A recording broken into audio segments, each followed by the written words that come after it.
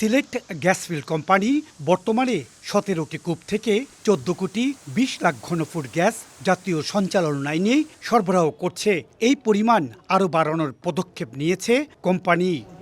দেশের জ্বালানি সংকট মোকাবেলায় সিলেট গ্যাসফিল্ড কোম্পানি এই ডুপিটিলা ১ নম্বর গ্যাস কূপ সহ নতুন নতুন কূপ খননের পরিকল্পনা হাতে নিয়েছে। এখনও ৩টা কূপের খনন আমাদের শেষ হয়নি, ৮টা কূপের ভিতরে। তার মধ্যে একটা আছে রশিদপুর ১৩ আর ডুপিটিলা ১, কৈলাসটিলা ৯। নতুন ৩টি কূপ খননের কাজ শেষ হলে ৩ কোটি ঘনফুট গ্যাস জাতীয় সঞ্চালন আইনে সরবরাহ করার ব্যাপারে আশাবাদী কোম্পানির শীর্ষ কর্মকর্তা।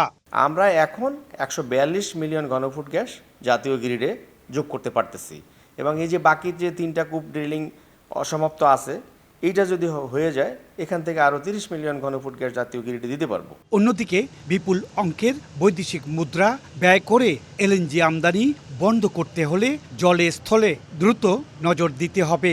সমুদ্রে বিপুল পরিমাণে গ্যাস ও তেল মজুত রয়েছে। বর্তমান প্রেক্ষাপটে সেদিকে দ্রুত নজর দেওয়ার আহ্বান বিশেষজ্ঞদের।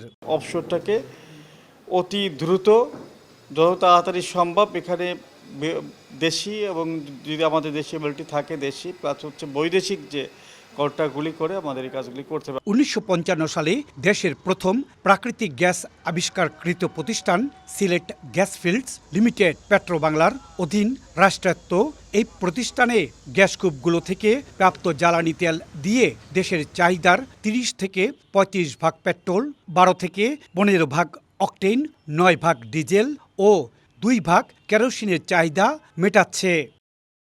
ইকরামুল কবির, সময় সংবাদ, সিলেট।